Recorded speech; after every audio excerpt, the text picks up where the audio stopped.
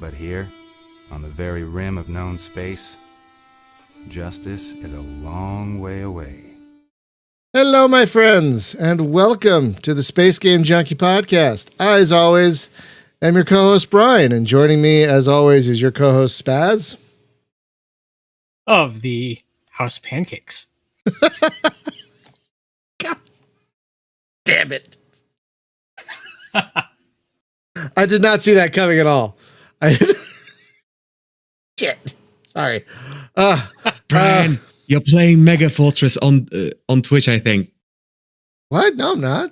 Am I? No, I shouldn't be. As in in the Twitch thing, you're marked as playing Mega Fortress. Oh, for God's sakes, I'll fix that. Of course I did. Right, let's carry on. Your co-host, Julie.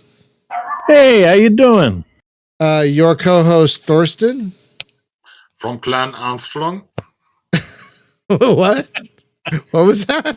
Yeah, you had right. Clan Armstrong. Oh God, it does say Mega Fortress here. No, it shouldn't say the category is Mega Fortress. I see. And your co-host, Jacob. Fear is the mind killer. Fear is the little death that brings total obliteration. I will face my fear. I will permit it to pass over me and through me. And what is that? Obvious. You are not a Bene Gesserit. That's literally Dune. Oh, okay. You are not a Bene Gesserit again. I'll be honest. I've tried to read Dune twice, and there are just too many. I think it's too many characters. I think that's where it gets me. There are just way too many people. Admittedly, yeah, there is a lot of people to keep track of. I just can't do it. My brain, I just stop. I just be like, I can't keep up with all these people. So I just never, I have never been able to finish that book. I read Dune when I was on maneuvers in the desert. Seemed appropriate. I see you have also been trained in the weirdest way. Oh boy. So friends, we have a guest joining us from the UK in Kent. Welcome back to the show, the developer of Star Dynasties, Glenn Pauly. Welcome back, Glenn. Thanks for having me on the show again. And this looks like it's going to be a fun one. We sometimes get silly around here. Now I believe this is the second time we've had you on, because we had you on for the base game a while back, or maybe the third, because I think the third, because I think we had you on twice for the base game, and now you had me once before. I'm not even sure we were in early access at the time. I remember our first podcast. It was a very open-ended. Let's see what ideas we can come up with that this game could have. That's right. That was very entertaining. Oh, that is right. Podcast. I forgot about that. I must have missed both of those because that was a little while back. That was a little while back. But I'll be honest, I did not know this DLC was coming. And then when I don't know if I missed an email or something, because I am on Iceberg's list. And so when I saw that, oh my God, there's new Star Dynasties DLC, I was very pleasantly surprised. Because folks, if you're not aware what Star Dynasty is, it's a strategy game, but it's more of a character-driven strategy game rather than like a unit-driven strategy game. Like it's like it's like a higher level than Crusader Kings, I would say. It reminds. God damn it! I was hoping you wouldn't say it. I'm sorry. I mean, you got to give the comparisons that people know, and But I think it's more along the lines of Star Wars Rebellion than Crusader Kings, honestly, because it's far more character driven, and you're moving characters around more than you're not even really moving units around in this game. You're moving characters around, but you're not like dragging them on a map. You're like, here, go do this thing, and go here to do it. You mean like the old game? I mean, sort of, but you're not like physically picking up units and moving them there. You know what I mean? You're like, okay, I need you to do this thing. Then you're going to go here to do it, and you tell them to do it, and then they do it. You don't like see a little ship going across the map. You know what I mean? So it's a very high level space soap opera simulator. Basically. That is the way of putting it. Yes, that is the way of putting it. And so the DLC adds a lot more. Well, Glenn, why don't you tell folks what the DLC adds? Sure. First of all, you've pretty much nailed the base game, I think, because it absolutely is about those characters and the stories that the game generates based on them. And yeah, the kind of it's got kind of a worker placement mechanic that's at the core of it, exactly as you're describing. So I think you've nailed the explanation of the base game, 100%. And worker placement. Buckle up, we're going into game design talk. Yay! My favorite thing. Yeah, I always wanted to hear. Excuse me? Go ahead. So what Bloodlines adds to the game, it adds 4 features. The first, it adds a family designer, so that now when you start the game, you can design the members of your family and your starting house. So it's if you want, you can create Duke. You can play as Duke Leto and the Atreides, or the Space Lannisters, or just your own family and friends. And that's kind of the first thing you can do. In the game, we've added a mechanic where now you can raise your children, so you can mold them as they grow into the kind of adult that you've got that will be more useful to you later down the line. But it also comes. Go ahead. The DLC allowed you to go from neglectful parent to helicopter parent.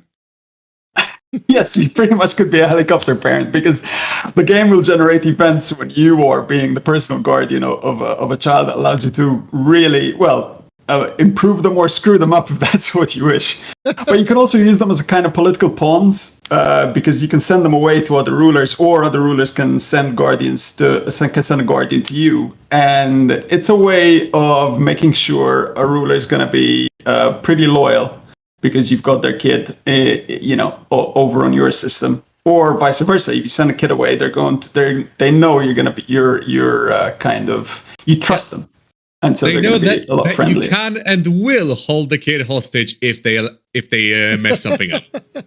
Yeah, well, time-honored tradition.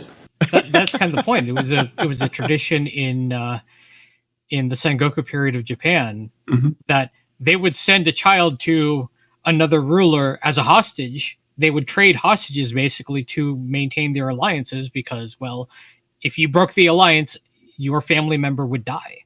Because Star Dynasties decided to sift through all the various aristocratic traditions of history and picked all the most sociopathic traits they could get their hand. All the most realistic, perhaps? Yeah, a little from column A and B. Yeah, sure. No, I think the two are. I don't think mutually exclusive definitions. So, continuing going through the list. What else we've added to the game? You can now there's now different succession laws in the game, so you can manipulate who's going to be your heir. Previously in the base game, it was always the oldest child inherited your domain when you died. But now you can manipulate that in various ways. You can even appoint specific characters. You can abdicate yourself, although that's a bit broken, so we lock it away behind a custom game mode. So you can change who your heir is. And you get characters in your house fighting over it as well, obviously, because now they know. Obviously, now that they know you can change the who's heir, they're going to want to do something about it. Nice. And the other feature we've added is that we've added a bloodline upgrade system, where as your family members do well, either because they're rulers in their own right, or because they do something in the world that accrues status, you get these bloodline upgrade points, and you can pick upgrades which continue to improve the strength of your house and your family. And it's a really nice system because it adds something to the game that was that it was missing without us realizing that it was missing, which is that although family is such a big thing in the game, and people who are your family members are always nice to you, or at least, well, they kind of have to, because there's such a cultural value around that. But as the player, you really didn't feel that way, but now you do, because when your family do well, or when people related to you do well, you do well. Because of in the base game, once they were out of your control, you just kind of stopped caring. Exactly. In fact, it was also a double-edged sword, because as much as people who were your family members were nice to you, because you couldn't be nasty to them because of the dishonor of being nasty to your kin members, they also in some sense could become accidentally roadblocks on your way. You're trying to conquer a system or a faction, and it's led by someone related to you. You're going to have to look even more like the bad guy when you're being aggressive. Yeah, if you Habsburg yourself across the galaxy, you'll have to deal with the consequences. Precisely, exactly. But now, if you do that, you do get a lot more value out of it. I've got to interrupt here because in my last game, my own sister managed to first attack randomly systems I wanted to make peace with, and then decided to attack me, to topple me, effectively. Was a nice game. I really got to say, I had a lot of fun in this game. It ended that I had to kill my own sister, by the way. Oh no! But it was really great because it's got a real Game of Thrones feel in that way. But way better. But way better apparently, because Game of Thrones didn't end well. Apparently, as a property. So hopefully this will do better. I didn't watch the finale of Game of Thrones, but I know it's the early part was good. I'll just say that. Well, tangent number one. Oh yeah, we do tangents all the time. So Glenn, when did work on this expansion start? Did you notice things were missing in the base game once it went 1.0 and you're like, oh, we have to do an expansion now? Is that what happened, or how did this expansion come about? So when we released the game, we immediately had a few ideas that we wanted to work on, and that's what we worked on straight away. And there was 1 or 2 free updates after the base game released. But as we were working on those, we were keeping, eyes and ears open on what the feedback on the game was about. So, and the DLC has completely come out of that feedback. We've taken a few strands of feedback that came up again and again and again, and we kind of tied them together in this themed DLC.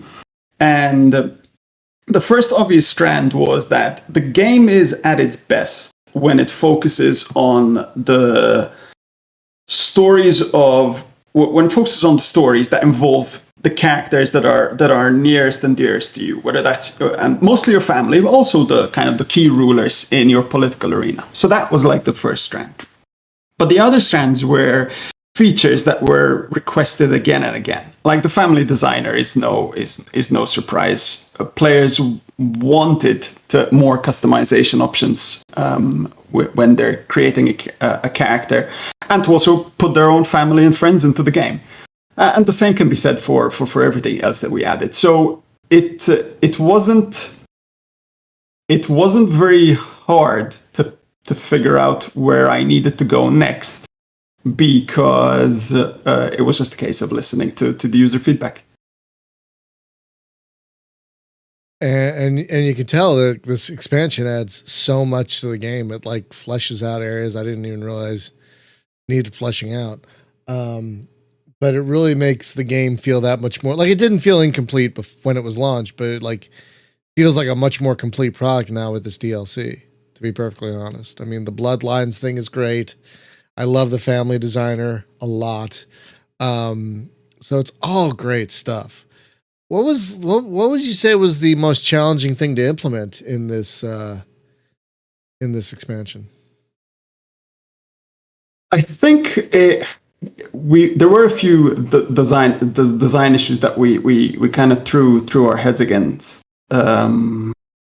repeatedly. The family designer probably was. We had quite a lot of because with the family designer, we're kind of straddling two things that we're trying to achieve, which is, on one hand, we're obviously wanting to give the player the ability to create the kind of families that they want, to role play the family that they want. But on the other hand, we want the game is, there's a specific challenge that the game sets you that you're trying to overcome. And we didn't want to take that away from the player because they can create a family straight away that essentially is overpowered. And it was really hard to get those two things kind of, to balance the family designer in a way that you could do, that both of those were satisfied. In fact, I would say that if you really want to role play some particularly overpowered or weird families, you need to use the custom game mode, which gives you a lot more of the customization points that you can then do whatever you want. I think the other challenge we had was with the bloodline upgrades, which is one of the things that makes Star Dynasties fun to play, but very challenging to design, is that the characters have a life on their own. And because so it's very hard as a designer to control what they do and the impact that has on the game without making it much more artificial. And our philosophy has always been that the experience of the game emerges from kind of this simulation, this chaotic simulation where characters are acting. And so the bloodline upgrades, it was a big challenge to balance the way it worked, because in the initial iterations, what would happen is your family would go off and conquer the galaxy on their own sometimes, and you're not doing much, and somehow you still get all these bloodline upgrade points. So we really had to figure out how we were going to balance it so that it is the player that's the main driver of what happens. Stuff. Yeah, exactly. So one thing that's fascinating about this game, and a lot of games try to do and don't really succeed at, is all your characters, like you said, do have lives of their own. They do make their own decisions. So how does that AI work, and how hard was that to create? Because I find it fascinating just to watch, even if I don't. And I love how you've made it so like every turn I've got decisions to make about these characters, which is great. But like sometimes I just want to watch what they do, and it's been just wonderfully surprising to watch them make their decisions. So how was that created? The AI that makes them seem like actual individuals. So at a technical level, they all the characters actually get their own turn, very much like the player does, and they've got a list of actions that they can take, and that drives a certain amount of their behavior. Oh. And the other way that we drive their behavior is that the game has a lot of events that actually put the characters in the game in the driving seat. So an event can happen to a character and they take a decision on it, and you might not even be aware of it because that character is not important enough to be shown for what they do, to be shown to you as the player. And that's kind of what creates this living universe. I would say actually the biggest challenge though wasn't the technical side. I think the biggest challenge is how to make that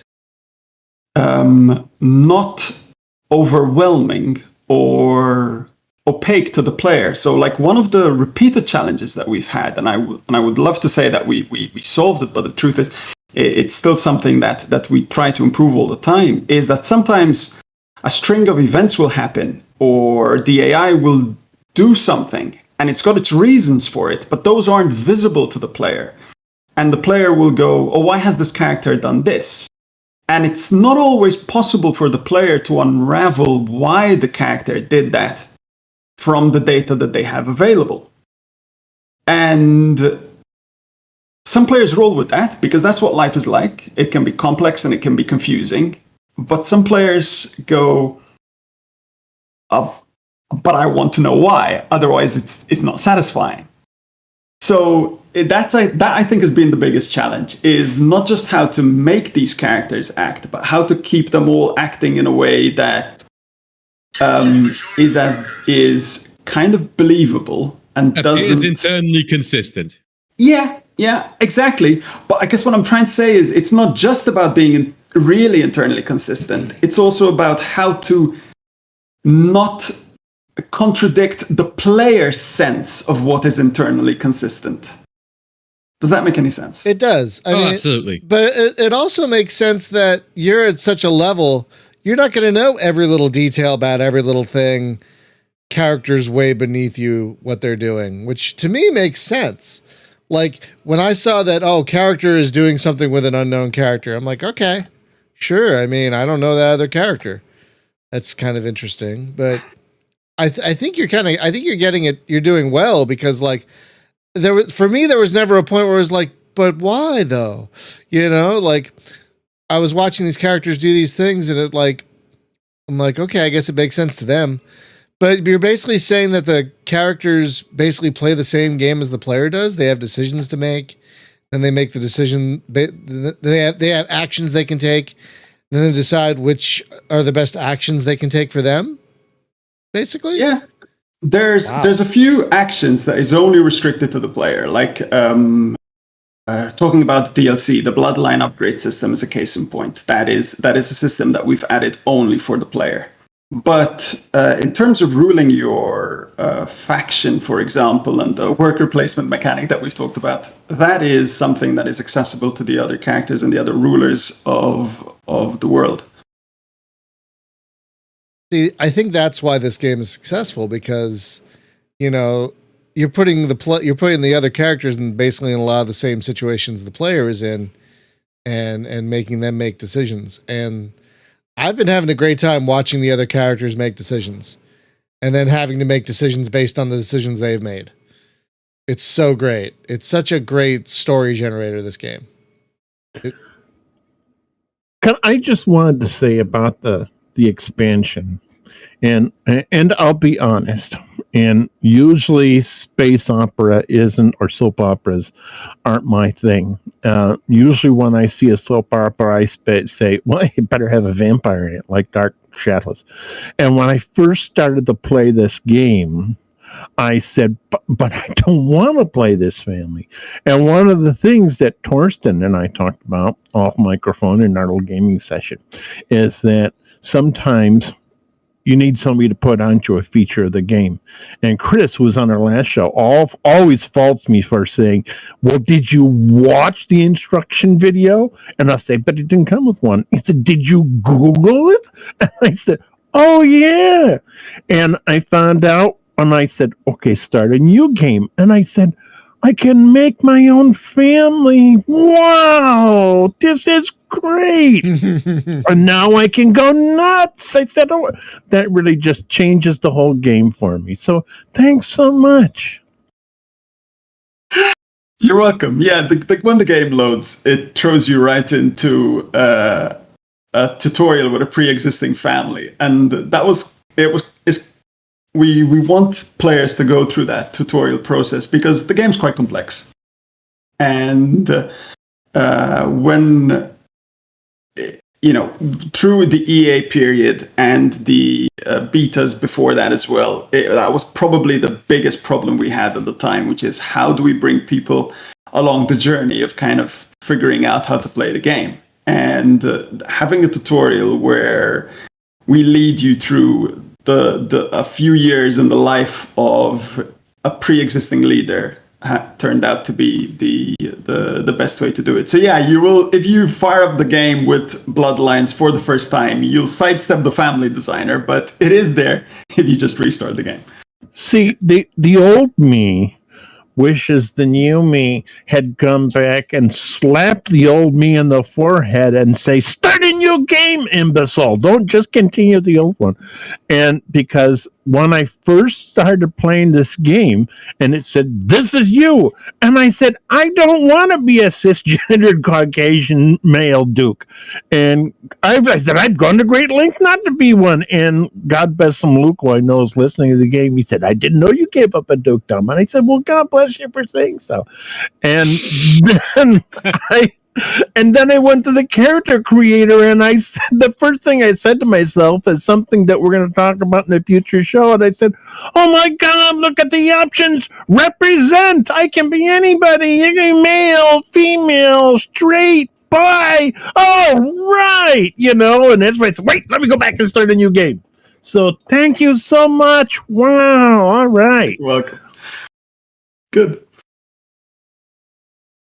Yeah, we obviously we felt that adding. I mean, the mechanics were there from day one with the game, but of course, putting the family designer in there, we couldn't not open that up to players to be able to create the kind of characters they want. So I'm glad it's being appreciated.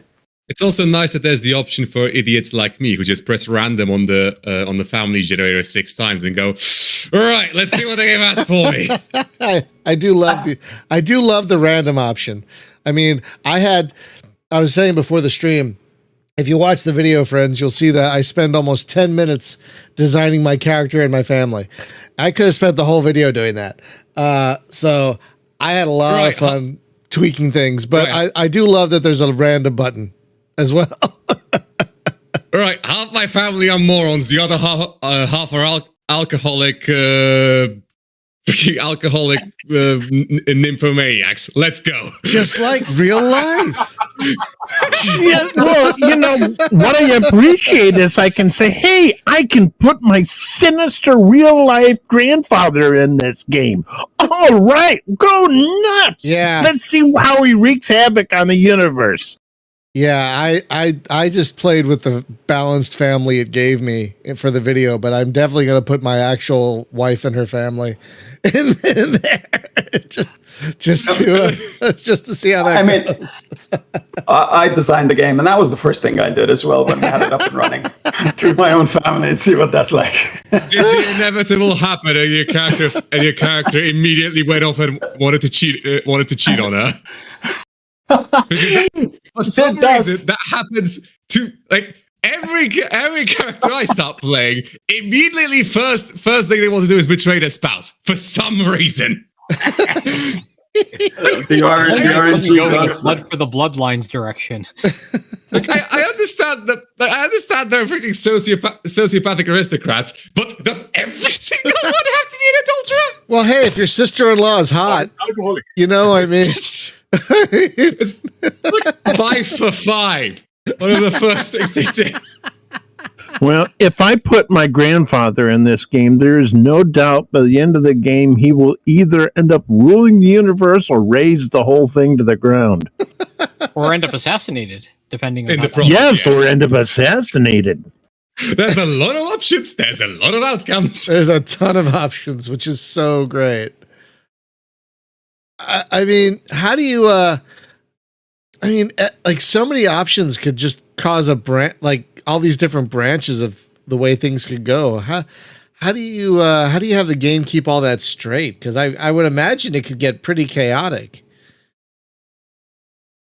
Yeah, absolutely. And our design philosophy has always been add as much as we can. If we could add everything in the bathroom sink, we would, because it's that kind of game where what makes the game fun is exactly the situations it throws you in when things happen to your characters and that you didn't expect. It takes a lot of playtesting because everything we add can have an impact on so many other things. And that's the point of the game. But the flip side is we run ourselves into all sorts of weird and wonderful scenarios that break the game. Oh, I can. What is the funniest? I have to ask. What is the funniest game breaking thing you've run into? Well, on the DLC, what we could not, for love or money, get to work right was the abdication system. As in, we couldn't get it to work in a way that was remotely balanced. There were so many ways to cheat. The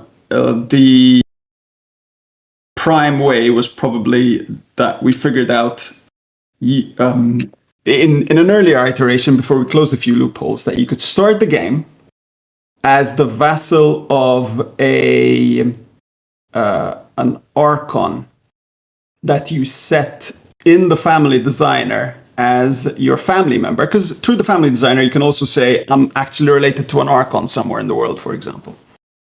And you start related to them. Then, because they're a family member, you appoint them as the heir of your faction, and then you immediately abdicate. What happens is they inherit your faction, and you end up being a major superpower by the end of turn one, which obviously didn't work at all. That's great. That's great. And after we removed abdication, we figured that you could still do it if you tried to kill yourself. So, and there are some ways you can try to kill yourself. Like if you, there's no suicide option, but keep going. But you can try to attack a system and just draw none of your allies in. So it's basically you and a couple of frigates against whatever armada the opponent musters, which in the pre-DLC era meant almost certain death. And there was because you can do things like set up inheritance chains that then make someone powerful inherit your faction. The only way we could stop that from being an exploit is by capping the chance of death. So the chance of death is now capped at 25% when you make a random suicidal attack like that, which is still pretty high and discourages you from doing it. It's 1 in 4. Yeah, but what that means is it's not a guarantee that you're certainly going to be playing as the very powerful ruler who inherited your tiny faction. There's still ways to break the game, it just takes more effort. Pretty much, and I don't think we can ever avoid that. It's just the nature of the game. Look, finagly inheritance laws are a staple in aristocratic society, and exploiting them, I would argue, is part of the design. Absolutely. Right, agreed. It's a feature. So this abdication thing is available. You just have to dig for it. It sounds like. Well, the game has a custom game mode, which basically opens up a few things that aren't there when you're playing the game normally. And then it stops you from getting achievements, but you can pretty much start from a much more powerful position. And there's a couple of things that you'll get access to that you don't otherwise. But it's kind of cheating. It's kind of cheating. So you turn off a cheat. Yeah. So I've actually been wishing to ask a quick question, because obviously the Crusader Kings 2 comparison is inevitable. However, I would like to actually ask, as I do a lot on these podcasts, about the game's general inspirations, because there was once upon a time a surprisingly well-designed mod for Crusader Kings 2 called Crisis of the Confederation, which was basically this. Yeah. And I'm wondering if there's any connection between this and that. None whatsoever. And well, I know this is no, but like, was it like, were you aware of that the mod's existence? I was aware of the mod's existence, yeah, absolutely, and I checked it out briefly. The inspiration for, I mean, obviously the comparison with Crusader Kings 2 is both natural, very fair. I mean, you know, they share quite a lot of similarities. I would argue they share a genre, if anything. So, yeah, one that is growing. I mean, there's quite a lot of games now beginning to adapt. You know, character simulations to some degree, or procedural characters to some degree. I love to see it.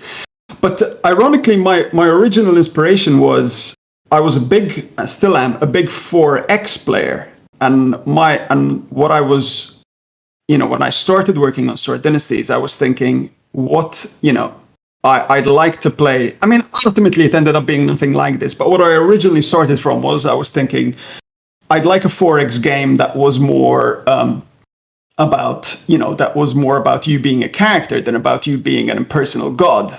And that's what led me to start working on Star Dynasties. And then, yes, that kind of design evolved and changed over time. And because Crusader Kings 2 was there, and I'd obviously played it, you know, there was a couple of design solutions that they had to problems that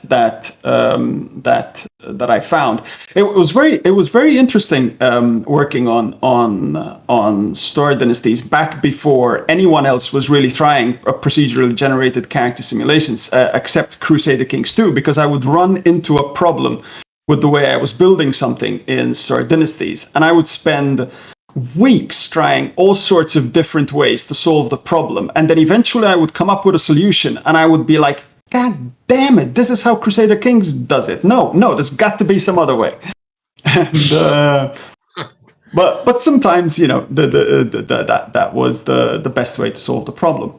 And on the subject of 4X character simulation, it has now been done very, very well by Old World. Old World's great. Old World is amazing. Yeah. Oh my god, it's so Absolutely. good. Oh my god, I am oh my god, somehow unfamiliar. It's the same guy who made Off-World Trading Company. Off-World Trading Company. And Civ 4. And Civ 4, yeah. But it's like Civ 4, but a lot more character driven. And it's so good. It's every turn, your children, for example, will have things that they're doing during their schooling years, and you decide how they what paths they take depending on the resources you want to spend. And sometimes they'll grow up and betray you, or sometimes they'll die because of an illness. And okay, I see. Also, all right, coming out second quarter 2022, I mean, it's already on Epic. It's already on Epic. Yeah, but okay, that explains it. Yeah, it's been out for almost a year on Epic, but it's been an exclusive for that period. All right, I missed it probably because of that, but that's for later. That's tangent. It's okay. We can do tangents. It's just want to say it's a great in this genre. Yeah, it's.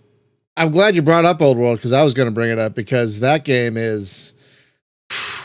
I mean, it's Soren Johnson, right? Is that who I'm remembering correctly? It's Soren Johnson. Yeah.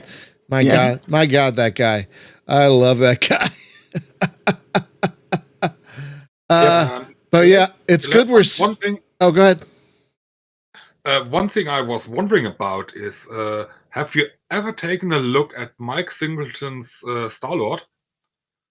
That's a pretty old game, by the way. Yeah, that was from Microprose. Yeah, it was a Microprose game from like 92 or 93, right? Like way back when. Yeah, right at the time. Because it shares some similarities. I did take a look at this. Actually, what happened was that I'd never come across that game. I can't imagine how I missed it in the 90s as a gamer. But someone brought it to my attention during the early access period, and I went down the rabbit hole a little bit. So yeah, absolutely, I agree. There's definitely some similarities, especially in theme. I'm not sure if that's down to the fact that there's only so many ways you can do feudal future. But yeah, I mean, it was a blast to dig into it. A few, a decade or two after it came out. I remember the one of the previous times you were on, we mentioned the Fading Suns universe and the similarities to what you're doing. And well, I mean, the comparisons are completely fair, I think. Yeah, absolutely. The main difference, I think, is that talking about the setting. Right. Most of the time, to be fair, most feudal future has usually gone for a setting. I mean, Dune does it, Fading Suns does it, the BattleTech world does it, which is you've got this vast galaxy. Humanity has conquered or at least lives on thousands of systems, and what you have is a very mature but decaying empire. And with Star Dynasties, I went for a very different setting where you've got a kind of a dark age that is because what I was struck with is I wanted to go a little bit harder sci-fi, and what I was thinking of was, if you look at medieval times, our era of feudalism, it wasn't just an option. It wasn't just people decided that feudalism was the nice way to rule over themselves.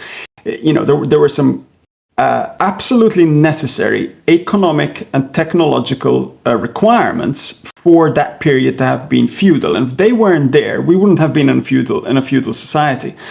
So when I was looking to create the setting of Star Dynasties, I wanted to recreate the conditions that would make a feudal society plausible, rather than just pick a feudal setting because I mean, let's face it, it's really cool.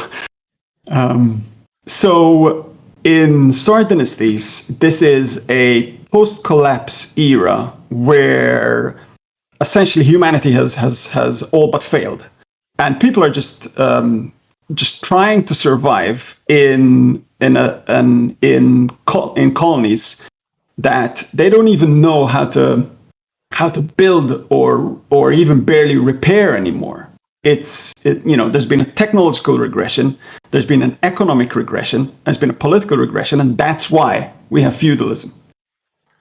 That was actually something I wanted to mention because what's striking me is the fact that it's consistent, and many of those other examples you brought up aren't necessarily consistent in that way. Especially Fading Suns is a bit inconsistent in regards of technology in that regard, and that was one of the things that I really like with this game. Thank you. Yeah, I mean, it was also a challenge in its own right, because one of the struggles we had during the early access period is that because we were a space strategy game, a lot of players came into the game with the expectation that technology would feature more prominently, and that's a perfectly fair expectation, because in most space strategy games, it is. You have a technology tree typically, and you're researching new technologies, and that's a big part of the gameplay. But because of the setting we had chosen, where technology was stagnant, and that was critical to maintaining the rationale why this society was feudal. It was a bit of a surprise at the time, although it shouldn't have been, I suppose, because players were asking us to do more around technology. And that's where the expedition events came in, which are these long or more involved story chains in the game that have a very strong sci-fi theme. And there's a common thread through them, is that you're basically rediscovering or coming across artifacts from the previous era of humanity, when we actually were a sophisticated civilization that was beginning to span the stars. Oh yeah, I remember these, and they were always like my favorite throughout the game. I was just waiting for the next one. I remember one of them I got like a ring world, which didn't actually give me that much. It was mostly very expensive, but also my neighbors tried to build their own copy, and it was worse. So I guess net positive. Another one was the like super soldier serum. You had two of them. One made you super strong, the other made you super smart. And one of my family members took the serum that made them super strong, tried to kill me, failed, and I had the opportunity to kill her back for it, because it was a justifiable attempt on my life. And apparently that you are absolutely allowed to just execute someone who tries to kill you, which, look, as far as aristocratic justice goes, is probably the best we're getting. Yeah, I am particularly proud of the way the game. Also, the stealth ship. I got the stealth ship. I still don't know what it does. Like, I just knew I had a stealth ship, and like I got an event every now and then the stealth ship did something, but I wasn't entirely sure what the stealth ship actually did. But I had a stealth ship, and I was really happy about it. But it was very funny. It's very funny if the opposition finds out that you have this stealth ship, because they immediately go in a way. Let's say they are a bit angry about you. Having a stealth ship, yes. Yes. It's very dishonorable. Oh yes, very dishonorable. I don't know what it does even. I just found it in a ditch. What's your problem? I'm just surprised you could see it.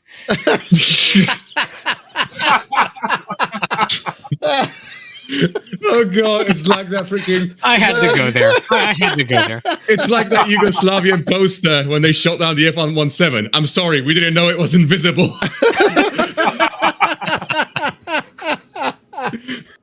I didn't know that was a thing. That's great. I'll need to... I'll send it over in a bit in the freaking green room. Oh, that's great. Yeah, I do love how a lot of technology in this game is handled. It's like, you're not discovering things. There's a bunch of broken shit around you got to fix. I really enjoy that, actually. Like, yeah, here's some technology, but you can't use it yet because it's been broken for decades. These will get abandoned. That if it's in disrepair, that they'll lose atmosphere and they have to abandon it. And then you can go back in and try to fix it. To the best of your abilities, yes. Right. I have a question, and this kind of stems from what my grandmother used to say, give them an inch and they'll take a mile. And I see so many different possibilities with your new expansion. And, I told my sister all the time, what's that smell? Spoiled gamer. And that is, I looking back into the history of the game, it's like, I see some of the comments on Steam. They say, what we really need is changeable names. And I said, well, now the names are changeable. And so this presents so many different possibilities. I said, and granted, I'm not a developer. I don't play one on stage or television, but is there any way to add in a feature that allows like you to put in your own pictures of the characters?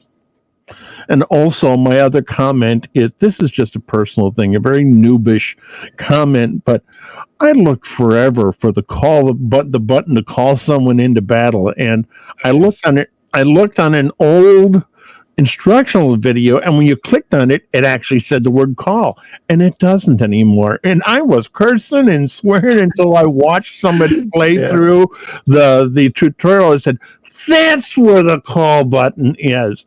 So that's all. It got changed to show the percentage of how likely it is that you get discovered when you click the button. Yeah, well, some noob people like me really need it to be spelled out for you, And fair enough. But also, I will. Go. Sorry. Now that I can call my leader, like, or my brother in the game, Jean-Luc Picard, I want the ability to put Patrick Stewart's picture in there, and it probably isn't possible, but there you go. Wow. Yeah, bit of egg on my face on that call button issue. We wanted to change the call buttons to icons because it turns out that when you localize a game into other languages, those languages sometimes breaks immediately. Yes, they have very long words for something like call or ask. So it's not going to fit in the full letterbox. Yeah, exactly. I'm currently okay. So the ball is so in my court right now because because somehow I don't mention this often enough. I am currently studying English as part of localization calls to go into that shit professionally. And when I think about it, when I think of like the 2 or 3 languages, I know enough to know what the word for call would be in those. And how many of those would have a word for that fits in a 4-letter box? 0. Yeah, exactly. And so we switched to icons, but hold my hand up. It completely slipped my mind that in the tutorial we refer to it as the call button.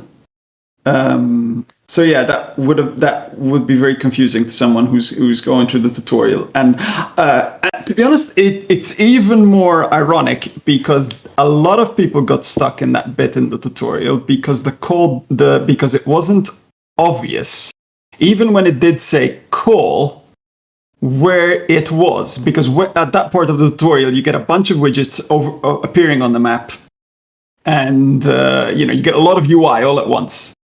And so it was hard to make out even then. It hasn't gotten easier. So hold my hand up. I need to improve that. I mean, I understand because the Japanese word for call takes 8 letters, but so it's 8 like characters, as in 8 characters. And I wish I had a solution, but I was cursing and streaming, and finally I heard the words of one of my co-hosts, Chris. He said, "Did you watch the video?" And I said, "No, I didn't. Let me go out to YouTube."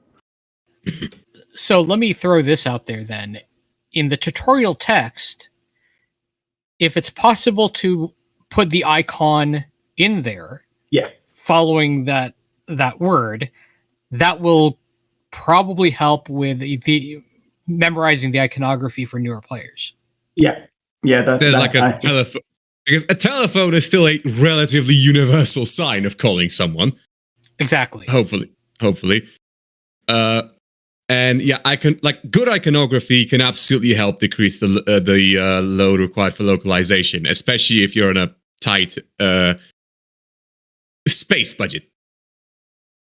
Yeah. As in absolutely, I agree with you. That's the correct way forward. Okay.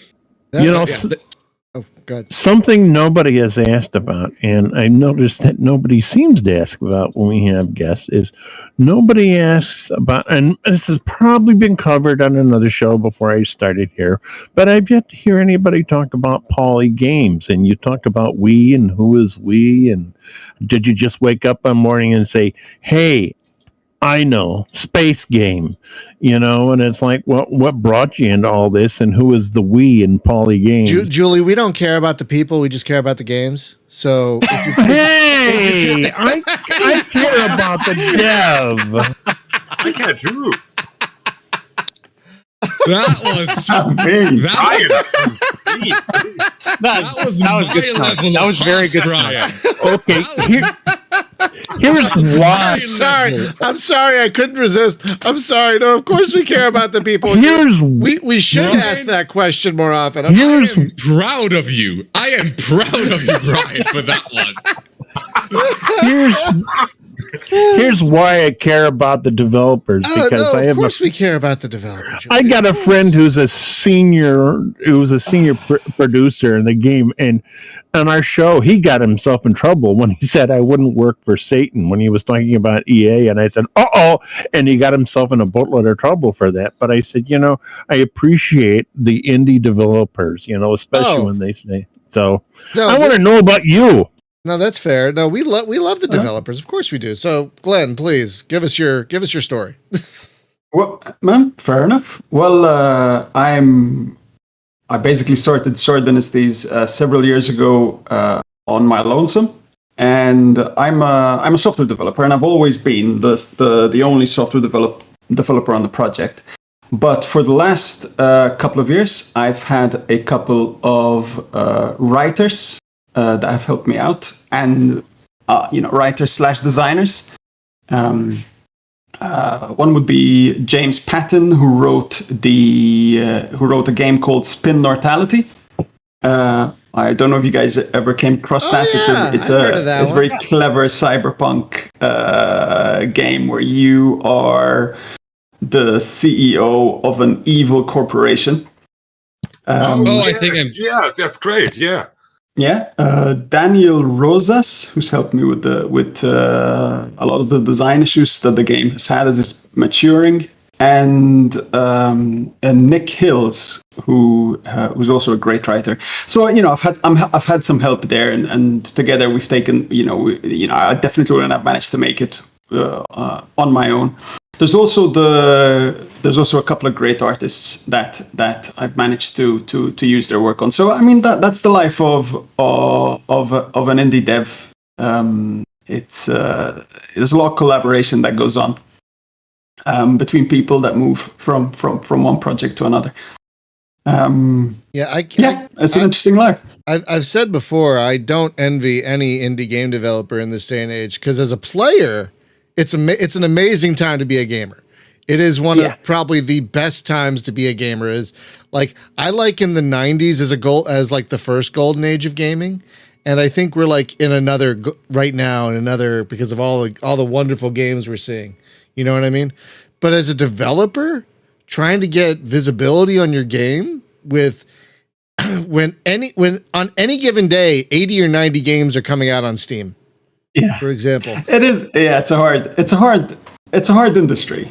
And I mean, the people in it are some of the nicest people. There's nothing aggressive at all about the people that work in the games industry.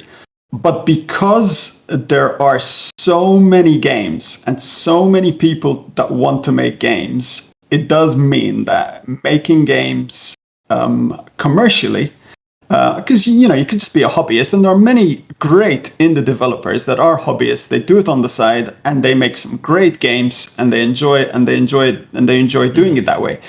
But it's really hard if you're trying to do it and do it as business, because there's so much. And you never know exactly. You never know exactly what's going to be a hit. You never know exactly what's going to really.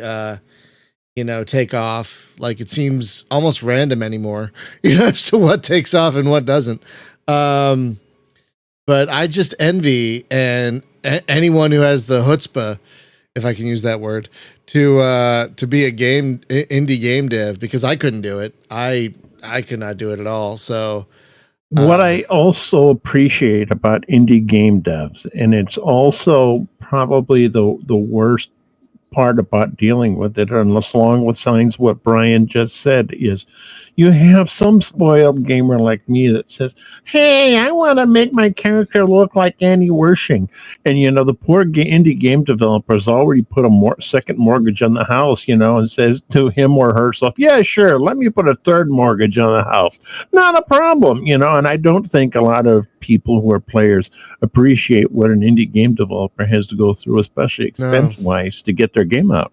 No, they don't. I mean, I think the majority of gamers do. I think what we see a lot of times is a really loud minority of schmucks who feel overtly entitled to get whatever the hell they want. But I think on the most part, what I see on Steam forums and whatnot, there are a lot of especially if a developer is good at communicating with their fans.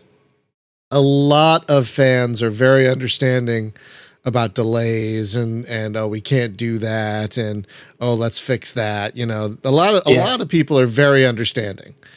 No, absolutely. I mean, it's a hard, as you're saying, it is a hard thing to balance, because people people always want more in their game, whether they always want more because they're never satisfied, or because they love the game and want to see more of what they already love. So, I don't think that's a bad thing, and I don't really subscribe so much to the myth of the entitled gamer. I think it's a case of, there's so many games out there, and so the bar is high.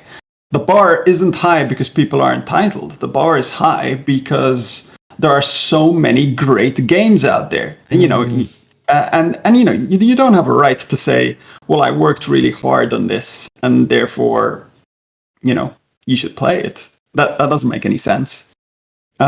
So yeah, it's definitely a challenge, but you have to know that going in. I think the counter to that is that there are entitled gamers, and they are a vocal minority. Agreed. But they're not the ones actually driving the community toward whatever voice the developer wants. Yeah, for the most part. Like a lot of times when we meet entitled gamers, we're like, why isn't this expansion free? Or that kind of thing. Like, why do I have to pay for this? We want multiplayer crowd for a game that was completely developed as a single player game with no plans for co-op or multiplayer in mind, but people still want it anyway. Well, I won't buy this game unless it has multiplayer. Well, okay, then you can buy something else. My favorite? The game that came out 20 years ago, then comes out on Steam. Why doesn't my CD key work? Why can't I get this for free? That's my favorite. Why doesn't my old CD key from 2002 work in Steam to get me this game for free? It's like, come on. That's my favorite. So I don't think entitled gamers are a myth. I think they do exist, but they are such a small blight on the industry as a whole that thankfully they can mostly be ignored or laughed at. They are the molehill that try to make themselves into a mountain. Yes. The way of putting it. Exactly. Yeah. So speaking of people who want more, do you have more planned for Star Dynasties? Thank you. I was about to ask, actually. I've been doing this a while. I'm kind of a pro at it. No, I'm not. Anyway. So yeah, big family expansion. Go ahead. Well, right now, in all honesty, we're looking to see how it's received and what people say and what people want from the game. So I don't have any fixed plans just yet. I mean, I'd love to obviously add more to the game as long as it remains viable. So yeah, I'm definitely hoping to add more to it. Have you thought about? Sorry, go ahead. You have to pick your. Okay, so what I was going to say is you have to be picky about this because you can indefinitely keep adding stuff onto the game. But have you thought about really terrible 3D space battles like in Star Wars Rebellion? Have you thought about really terrible, horribly implemented 3D space battles? I think that would really. Jokes on you. I would enjoy that. I probably would too. I probably would too. I think I would too. I was gonna say, like, I'm one of the I know. I went into the space game filled to the brim with the character intrigue, and espionage and all that sort of nonsense. And I went, but what if the ship fights were cooler? Yeah, that's fair, really. But you have to pick where you're gonna focus your energy on, especially when you're a very, very tiny team. Of course. Actually, my thought was because I brought Star-Lord up half an hour ago. What about a first person combat thing, like sim or something like dueling or something, like a dueling game? Yeah, especially for dueling, for the dueling part and of course the invasion part. But I think that's outside the scope of the game. I think the thing is, the game is such an open-ended tapestry where you are, the ruler of a space kingdom essentially, there's so much that could be added to it in every direction. That what it really boils down to is, given the so my thinking is always, what is the thing that gives the most value with my very limited resources? And so it's usually I mean, I'd love to add the 3D models and the 3D ship fights, but I think what usually is best about the game is the stuff that focuses on adventures that happen to you and your characters, because it creates this kind of feedback loop, where this kind of network effect, where every element we add that increases the potential interactions between characters tends to create more weird and interesting chains of events, where a character first does this and then that happens to them and then they have another mishap, and it builds this beautiful story in your head about kind of the life of that character. Okay. So that's probably where whichever direction we go in next, it'll probably be some flavor of that. Obviously that's that, but also there is a lot you can do with that, because that basically means every time the characters in this game interact in some way, which is a lot of options. You just have to pick which areas to focus on and which areas to flesh out. Yeah. For all you know, you can absolutely have like a more detailed combat system, even a personal combat system, because it turns out shanking people is a very common way of interaction if you're an aristocrat. That's a very fair point. If it were up to me, I would add things like, instead of shanking, like, let's have competitive go-karting and karaoke. Let's mix some Yakuza stuff in there. If I can add a more practical suggestion. Oh, damn it! The party system. Expand the party system. It would be this, because 3D is, as was mentioned here by Mr. Pauly, going to be very expensive. There's a company called Inkle. And I don't know if I'm the only one that knows about Inkle. But basically, they do text-based games. But what they do instead of 3D combat, it's like, have you ever seen like Paper Mario games like that? They do 2D combat. It's like the picture moves. So it's not that much more complicated. In this case, it even fits on your phone. And so it's not 3D, the picture just moves, but it adds a lot to the game, So there's kind of an alternative. Yeah, no, fair enough. I actually am a big fan of the Inkle studio. They're going from strength to strength when it comes to this genre of storytelling that's non-linear. There's a lot to take from them. All right, I could maybe suggest some intrigue options would be interesting.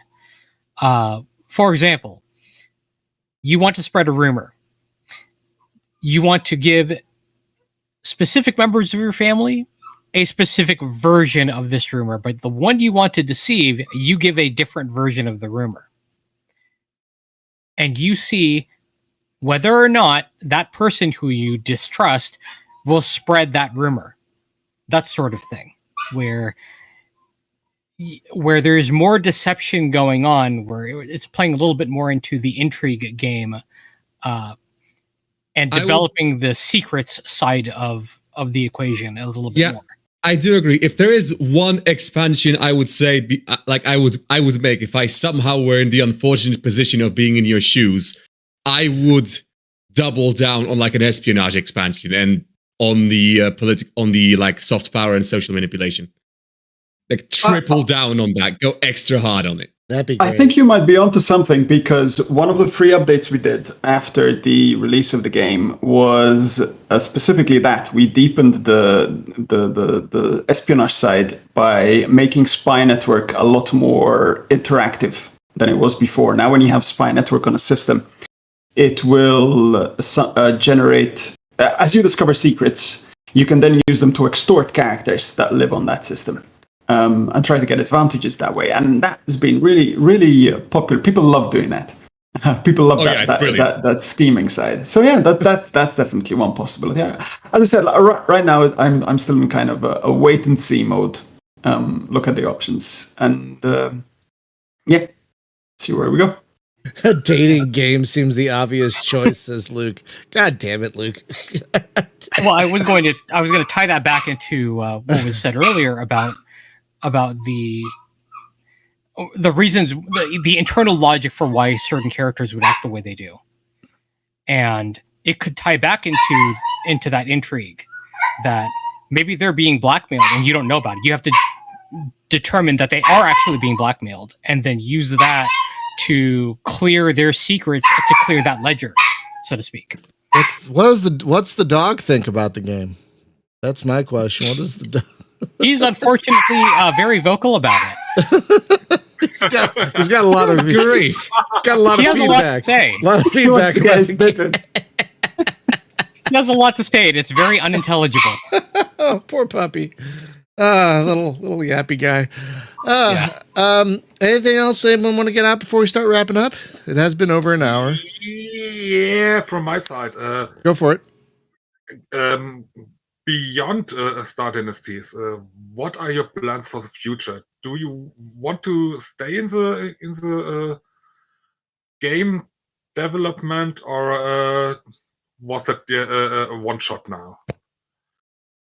No, I definitely would like to stay in the industry. I think working on Star Dynasties, obviously it was sometimes very hard, but the storytelling side of the game has, I think it's connected with so many people that I, and in some sense it is, it's still in a niche that is relatively new because the industry is so hard. My personal philosophy has been that it's, if you try to at least make it a little bit easier for yourself by working in areas and on game ideas that are where the path is less trodden. For example, I would find it very hard to work on a platformer, say, because platformers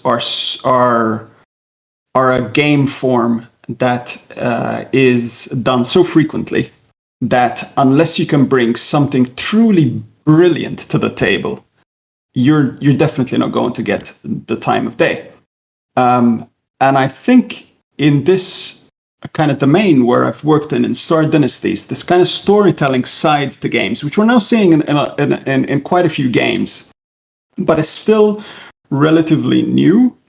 And, obviously not storytelling in general. I mean, this kind of procedurally driven storytelling side of games.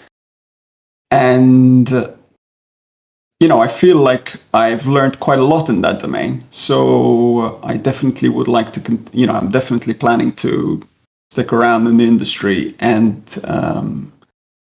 look at what more I can do in that area.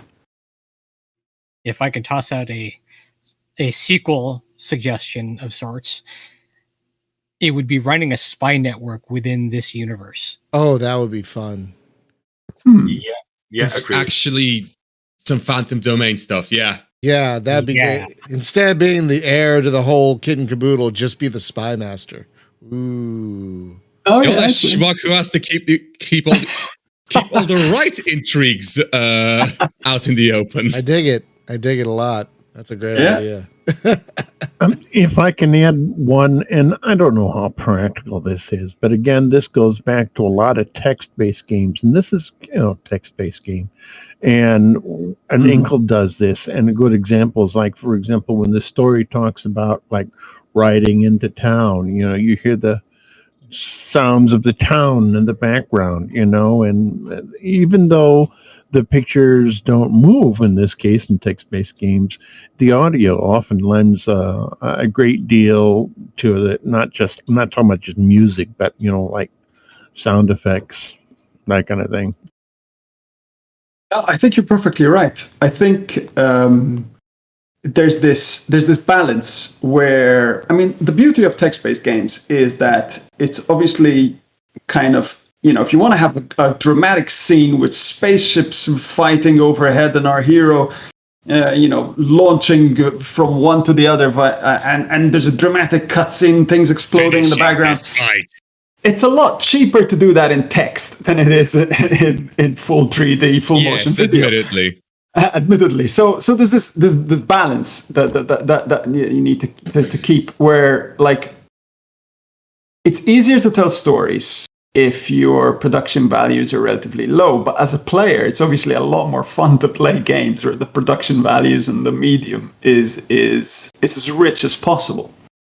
And yeah, I definitely agree with you that at least even if you're sticking in text-based space, adding audio and adding some simpler animations is definitely a necessary component. I mean, look at things like visual novels, which have cracked this problem, a decade, 2 decades ago. So yeah, that's definitely the right direction. All right. Unless anyone else has anything to add, we're probably going to start wrapping this up. So Glenn, I want to thank you so much for taking the time out of your busy day to come back for a third time and talking to us about Star Dynasties. I really hope the Bloodlines DLC does well. It adds quite a bit to an already great game. And folks, if you haven't checked out Star Dynasties, please do so. It is really great. It is really unique. It is a very fun game. You're not like, for me, I've told you all, I get tired of moving little guys around a map. Well, that's not what you do in this game. In this game, you make fun decisions, which is much more intriguing to me. So this is a really great game that you all need to play, I think. So yeah, definitely check it out, especially with the new DLC. Next week on the show, we're going to be welcoming back. I don't want to butcher his name without asking him how to say it, but the head of EgoSoft. We're welcoming back the head of EgoSoft. Basically. Somehow. Well, I don't know why they agreed to this. They're apparently they're that nice that they're like, okay, we'll go on your little show because they're EgoSoft, for God's sakes. They're insistent on showing up. We're not going to stop them. I think this is their saying. This is going to be their third time, I think. We have a saying from the fighting game crowd. We take those. So X4 recently got an expansion called the Tides of Avarice, which is a piracy-focused expansion. And so we're going to talk about that and how the game is coming along. Hint, hint, it's coming along very well. I've been having more fun with X4 than I've ever had recently. So it's coming along very well. So that's going to be on next week's show. And then tomorrow for the stream, we're going to return to Mega Fortress for our final entry. Can't wait for that so we can watch me get shot down multiple times again and again and again. The ground just wants to give you a really big hug. And it does. It really does. That game does not mess around, y'all. So, Glenn, again, thank you so much for joining us. Great chat today. Thank you, everyone in the chat. Thank you for having me. Oh, thanks for having me on again. It's a great conversation. Thank you. Absolutely. We had so much fun. And folks, we will see you next time. Have a great one, everyone. Be safe, be well. And again, if you can, please, for the love of all that is holy, get vaccinated. I don't care what god or gods you worship, but I'm going to plead to them to have you get vaccinated.